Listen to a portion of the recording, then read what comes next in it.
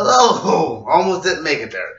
My name is Warren Freeman Jr. This is episode 74 of Warren's Vlog, and tonight I'm going to be reviewing Wrestlemania 17. This is widely regarded as one of the best WrestleManias, if not the very best WrestleMania that the WWE has ever produced. And when I'm done with this video, when I'm done with this review, you will see why. I will say it's my personal favorite WrestleMania. Although I kind of feel like that's an easy answer for anybody that's 20 years or older that's been watching wrestling forever. A lot of people are going to say WrestleMania 17, but it may be an easy answer. But this is the best WrestleMania that the WWE's ever produced, and I'm going to jump right into this review and tell you why. Now, the question is, with this show being, years ago, this is 2001, we're in 2018, so with this show being 17 years ago, does it still hold up today? We're going to find out. You hear Limp Bizkit in the background, My Way, that was the theme for this show. They even got the theme song right. Damn, this is like the best theme song, the best show. I'm just going to stop talking about how good it is and explain to you why it is this good and why this show gets the praise that it damn well deserves. So we start with Chris Jericho defending the Intercontinental title against William Regal. One thing to note about this match is that William Regal is the most physical commissioner I think I've ever seen as far as commissioners that were actually active in the ring. I can go back as far as Sergeant Slaughter, and I know that he wrestled that one match with Triple H at the D-Generation X pay-per-view. Mick Foley was retired during this commissioner run. Shawn Michaels was retired during this commissioner run. So a lot of these commissioners, man, well, Shane McMahon obviously is commissioner of SmackDown, he wrestles, but I think Regal definitely wrestled more than Shane does. Shane McMahon today is more of an attraction. But Regal was a damn physical commissioner. And I will say this right now. William Regal is one of the most underrated wrestlers in history. It is a shame that man has never held a world title that I know about. And it is a shame that man is not in the damn Hall of Fame. No disrespect to Mark Henry. But damn, that spot could have easily gone to William Regal. I mean, he's that good. This match, I wrote some notes down for it. One of the spots that I liked, Regal hit a double underhook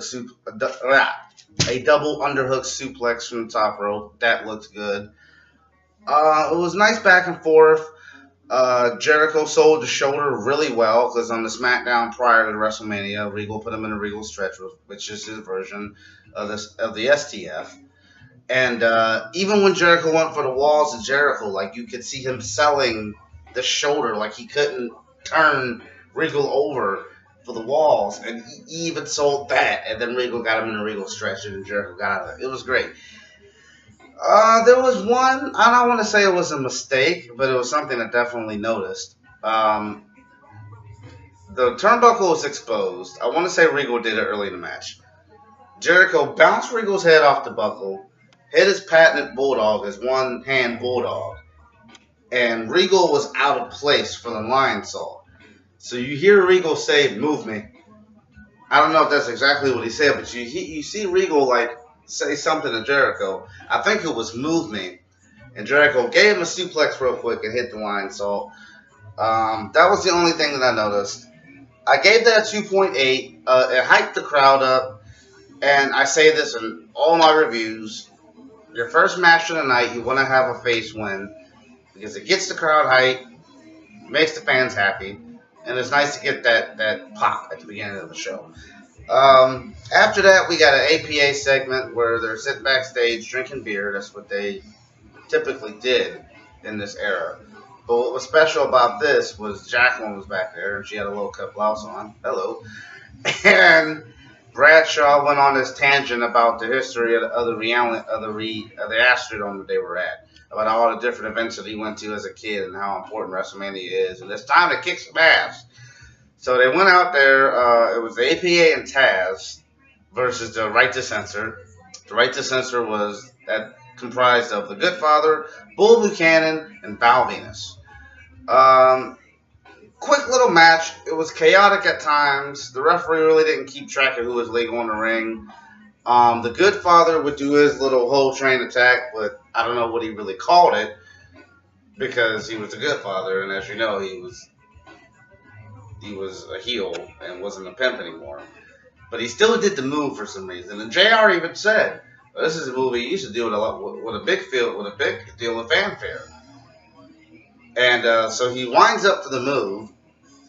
And again, I've bitched about this. I don't know how many times. I've bitched about it with Daniel Bryan's dropkick. I've bitched about it with Sting's splash thing that he does in the corner, intentionally creating distance between your opponent to give them time to counter. That's essentially what the whole train is.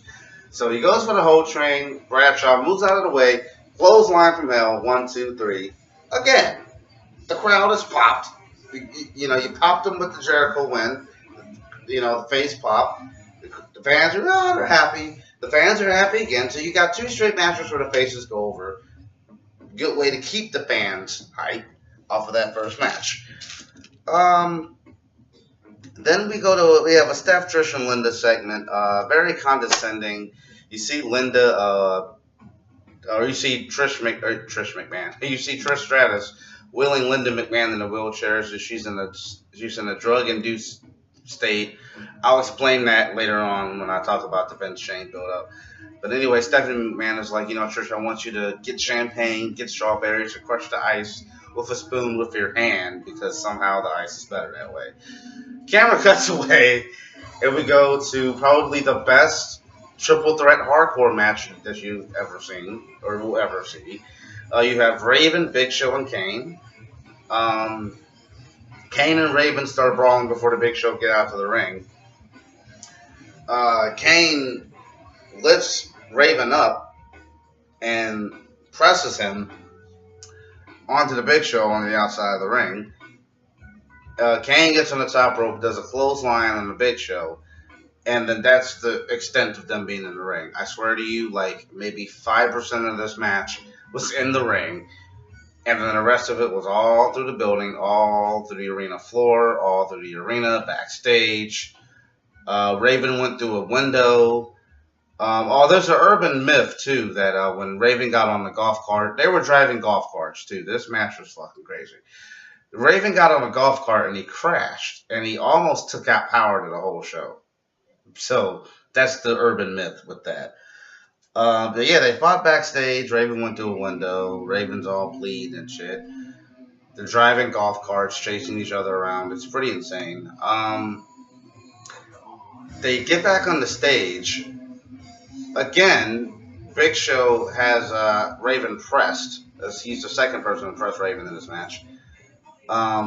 Kane knocks him down, and they both fall into this staging pit. And now Kane does, which the announcers call it a leg drop. Oh yeah, Paul Heyman and JR on the mic for commentary tonight. They both separately called it a leg drop, but it looked like he was dropping the elbow, but maybe he dropped a leg. I don't know. We'll just say it was a leg drop because JR said it was a leg drop. So Kane dropped a leg drop off the stage onto the Big Show, and Raven pinned the Big Show. And JR made it a point to point that out, that Kane pinned the Big Show. Is he sending a message? My God. So Kane wins the hardcore title. Okay, let's see. Jericho Regal 2.8. I gave the APA match a 2.5. And I gave the hardcore match a 3. I was thoroughly entertained with that hardcore match. It did not slow down a bit. So far, 3 matches in, 3 faces win. I mean, the crowd is tight. I don't know whether Big Show was a heel or face or not. I do not remember. I want to say Raven was a heel, though. We go to Eddie Guerrero versus Test. And, you'll notice in all these matches, the undercard, you got Eddie Guerrero, Test, Kurt Angle, Benoit, Kane, Big Show. You have such a deep roster of mid card talent. Is deep. Like I feel like something like the mixed match challenge would work better in the Attitude Era than it did now. Because in the Attitude Era, you had such a big pool of superstars to choose from that you could have something like the mixed match challenge for like the lower mid card and the upper mid card people. You could have like Test, Eddie Guerrero, Dean Malenko, Benoit, Angle, like the Hardys, the Dudleys. You could have them do the mixed match challenge. Unlike now, where you have like main eventers like Miz, Bobby Roode, and Braun Strowman, who you see on Raw and SmackDown every week, and then you see them in the mixed match challenge. It gets convoluted because you see the same superstars all the time. In this era, you could have done something like that. But I'm getting off track. Eddie Guerrero and Test for the European title. Test the defending champion going up against Eddie Guerrero. This was just a basic little man versus big man match. You know, Eddie working the legs of Test, which is doubly smart because Test's move is the big boot. So you eliminate the big boot, plus you're wrestling a bigger man, so psychology-wise, you want to attack their legs. Eddie Guerrero had Perry Saturn at ringside for this match, and I would have rated this match higher had we not had the interference from Perry Saturn, and then later on Dean Malenko, which led to the finish. Dean Malenko came out and interrupted the pinfall when Test hit the boot on Eddie Guerrero. Test goes after Dean Malenko. Perry Saturn tosses Guerrero the European title. Guerrero clocks Test on the skull, pins her for the 1-2-3, and Latino Heat is your new European champion. Why cheating and stealing back in 2001 before it was even cool? Rest in peace, Eddie Guerrero. All right. After that, we go to Kurt Angle versus Chris Benoit, which, from a technical standpoint, is probably the best match on the card. There's something going on the internet now where you have the Chum Bucket versus the Krabby, the SpongeBob show. What was that? The Krusty Krab, where SpongeBob worked. And like you'll have something like, I don't know, like Eminem and Lil Wayne, and then you'll have like Lil Wayne with the Chum Bucket and Eminem with the Krusty Krab. Which one was better? Like that's the meme that's been making the rounds on Facebook lately. It's the Krusty Krab versus the Chum Bucket, and then you put your topic of interest in the picture to decide what's better. I'm about to make a Chum Bucket versus Krusty Krab meme, and I'm gonna put Chris Benoit and Kurt Angle from WrestleMania 17. We'll just say the Krusty Krab, and put Kurt Angle versus Chris Benoit at the Royal Rumble 2003 in the Chum Bucket online and see which match is better. Because both matches were awesome. I mean, you could even throw the 30-minute Ultimate Submission match in there too. But, man, this match was great. I really felt like Kurt Angle and Benoit said, hey, let's go out there and go amateur for real. Like, I really think, because you can't, the way they were moving, you can't plan that. You just can't. And I really think that they went amateur, like for real, in the middle of the match. I really do. It was beautiful. It was beautiful. And then when Benoit was getting the better of Angle actually punched him in the face. Well, Work punched him in the face. And then it became a WWE style match. But I love how they blended it so perfectly. Another example of that is Kurt and Brock from WrestleMania 19, which is a show I did review on my channel. I don't know if I commented on that amateur style stick. I probably did, but it was wonderful. I mean, it was the psychology, and during that whole amateur thing, Benoit kept going for the crossface, kept going for the crossface over and over and over again. And Angle would either counter out of it, get to the ropes.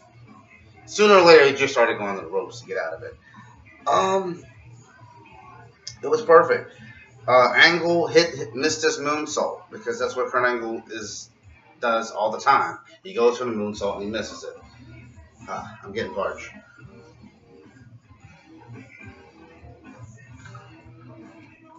Benoit hit his headbutt. Angle missed his moonsault. They both got their shit in. Angle rolled up Benoit and had the tights with it, which is great storytelling because in the Raw prior, Kurt Angle had tapped out to Chris Benoit's crossface, but it wasn't an official match.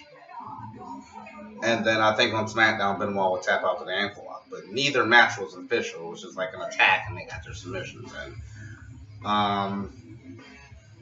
And it would continue in the next month in the Ultimate Submission match. But when I review Backlash 2001, I'll dive more deeper into that. China versus Ivory. Oh, I gave Kurt Angle and Benoit 3.8. I gave Eddie Guerrero and Test a 2.7. China versus Ivory, I gave it 2. If you watch my Royal Rumble video, I basically said that you could cut and paste my review for that match and put it here. And with the exception of the RTC being banned from ringside, and with the exception of Ivory getting in a little bit more offense than she got at the Royal Rumble. At the Rumble, I don't think she got any in. But, yeah, pretty much the same match. Obviously, Ivory loses here. Ivory wins at the Rumble due to injury, but Ivory loses here. This would be Chyna's first time holding the Women's Championship. Which, you know, when she came into the company, she was billed as like this monster. She won the Intercontinental title a couple times before she actually had the Women's title. And then after winning this with the Women's title at WrestleMania, I think she would defend it like once against Lita at Judgment Day in 2001, and then she just left the company. So, yeah, there's that match. Vince McMahon versus Shane McMahon. Oh boy, there's a story here. So this took place in March, April time of 2001. But in order for me to tell the story, I have to go back to December of 2000, which is perfect because that's when I really started watching wrestling faithfully. I've watched it 1998, 1999, 2000 sporadically. You know, like I'll catch it and watch a little bit of it. Watch a little bit of WCW as well. But December of 2000 is when I like really started to watch wrestling. Like I had already started playing the video games, SmackDown, and then SmackDown 2 Know Your Role. So, but this was it. Like I don't know what it was. It was this particular episode of SmackDown that just caught my eye, and I sat down and watched it. It was in Madison Square Garden. Vince McMahon came out with Gerald Briscoe and Pat Patterson flanking behind him.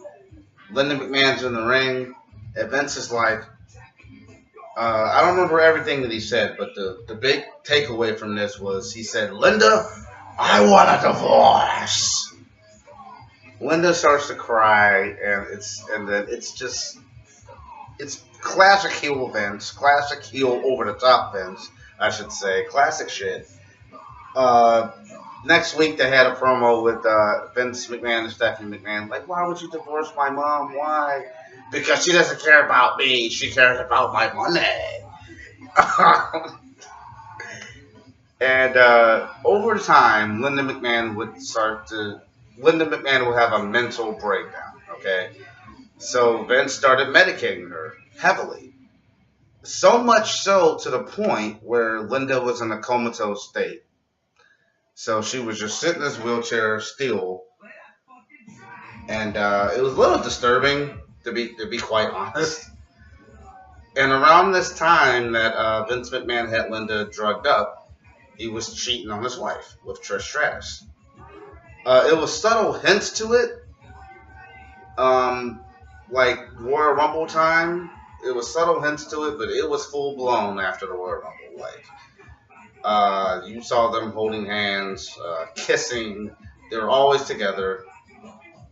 And Stephanie McMahon obviously got jealous of this because Stephanie McMahon is Daddy's little girl and Trish was Daddy's little toy. So, and the apex of this Trish Stratus Vince McMahon thing had to come where, and this is even hard for me to talk about because it's so disturbing. But Vince and Trish wheeled Linda McMahon out on the stage. Okay? Linda is sitting in this wheelchair in a comatose state. Like, she could see what's going on, but, like, she's so drugged up that she can't really react. And Vince grabs Trish, tongues her right in front of Linda McMahon. And that had to be the most disturbing thing, one of the most disturbing things I've ever seen. I mean, Vince did a lot of fucked up shit during this time. He made Trish trip and bark like a dog. That happened. The basis of the storyline was basically Vince McMahon's midlife crisis. That's basically what this whole thing was. So Shane McMahon came back. He had enough. He had enough of basically the way that Vince was treating his mom. So Shane came back on an episode of Raw, attacked Vince. The next week, Shane, explained his actions, why he did what he did. He challenged Vince to a match at WrestleMania 17. Triple H somehow got involved in this. I don't remember. I know. In like the hype video, you see Triple H like holding Shane McMahon, and Vince like pointing at him, saying, "I'll never forgive you, or I'll never forgive your mother for giving birth to you."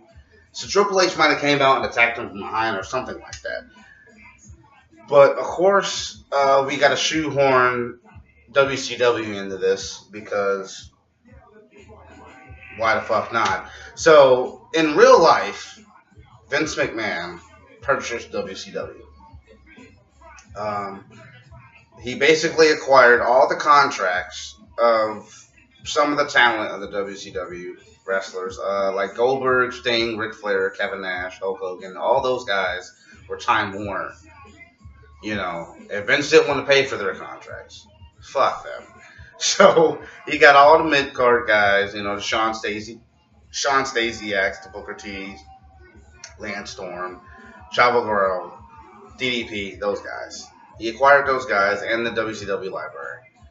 I'll talk about that shit invasion storyline in another video. But anyway, Vince McMahon announced on Raw that he was going to sign the contract officially at WrestleMania.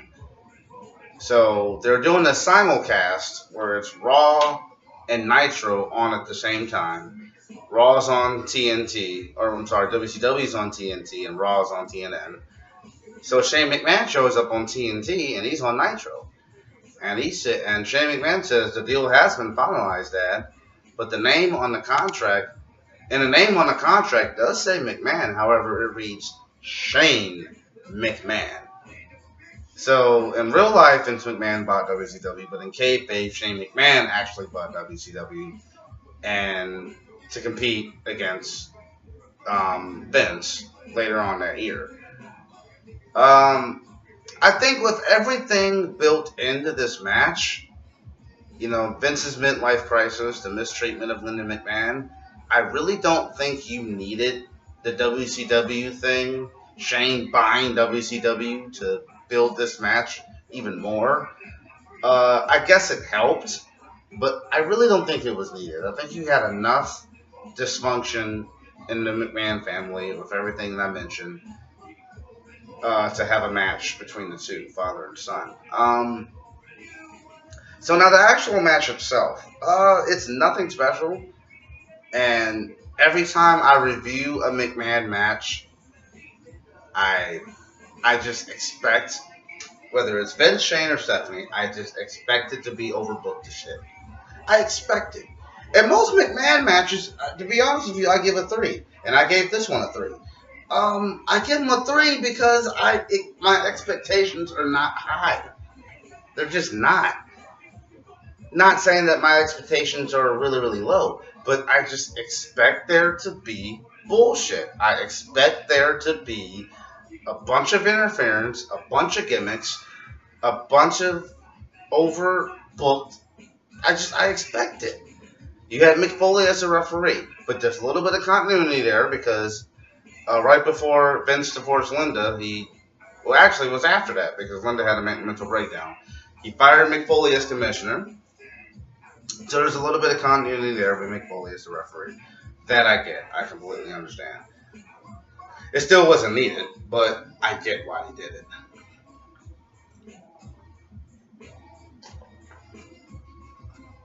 So the actual match itself, it was nothing special. It was a street fight. They used trash cans. They used trash can lids. Shane went to the table. He tried to do the elbow on Vince, and Stephanie pulled him out of the way. Meanwhile, while that's going on, Trish is wheeling Linda down to the ring. You know, Trish parks Linda's wheelchair. She goes and checks on Vince to see if she's all right, see if he's all right. Trish slaps Vince, and then that's the payoff that we get for basically the mistreatment of Trish. Then Stephanie and Trish fight. McFoley breaks it up. Stephanie slaps McFoley. McFoley chases Stephanie out of the ring, who Stephanie is still chasing Trish out of the ring. All this is happening while Shane McMahon is recovering, right? Vince sees Linda in the wheelchair. Vince grabs Linda, throws her in the ring, gets a steel chair, sits her on that chair, and sits her in the corner. And then he says, "Now watch me beat up your sonny now." You know, Vince grabs the trash can. He's beating Shane McMahon's ass with the trash can. And then the ultimate payoff is we see Linda McMahon get up from her seat on her own accord. Vince turns around. He looks shocked. She nails Vince in the crotch with the low blow. Then McFoley starts attacking Vince McMahon because Vince did hit him with a chair earlier to take McFoley out. So then McFoley beats the shit out of Vince. He does his little cactus knee in the corner. So we get the payoff for McFoley getting fired. He gets his revenge. Vince McMahon is already propped up in the corner. Shane McMahon grabs a trash can, and then this is like the epic moment where he does the coast to coast from one turnbuckle to the other. Does the coast to coast. 1, 2, 3. Shane McMahon and Linda embrace. They hug, and this is a touching moment. And I gave this a 3. I'm debating with myself at the moment. Maybe I should have rated it higher, but I'm not going to change it now. I've already said it in the video. But you got 3 payoffs here. You got to see Trish's payoff. You got to see Linda McMahon's payoff. And then you got to see McFoley's payoff. And then you got Shane's payoff. So 4. You get 4 payoffs in one match. But that can only be possible with the overbooking that went into it. So it balances out. So you get a 3. Tables, ladders, and chairs. 2. The Dudleys, the Hardys, and Edge and Christian. There's nothing I can say about this match. I gave it a 4.5. What the fuck can I say? I just... Really, what can I say? It's tables, ladders, and chairs. The Dudleys master the tables. The Hardys master the ladders. Edge and Christian have the chairs. It was an interference. Spike interfered to help the Dudleys. Rhino interfered to help Edge and Christian. And then Lita interfered to help the Hardy Boys. Now, all 3 men were injured. I don't remember by which team. I think Spike might have been injured. Anyway, those are like the extensions of that team. Lita with Team Extreme, Rhino with Edge and Christian, and Spike with the Dudley Boys. All 3 of them were injured and were taken out by the other teams. So they all came in to get their payback. Spike Dudley, I think, put Christian to a table with the Dudley Dog. That was his little payoff. Lita came out and nailed Spike with a hard-ass chair shot. And then Lita took her shirt off. Woohoo! That was great. The Dudleys hit Lita with a 3D. So much shit happened in this match. Rhino was really like the deciding force in this match.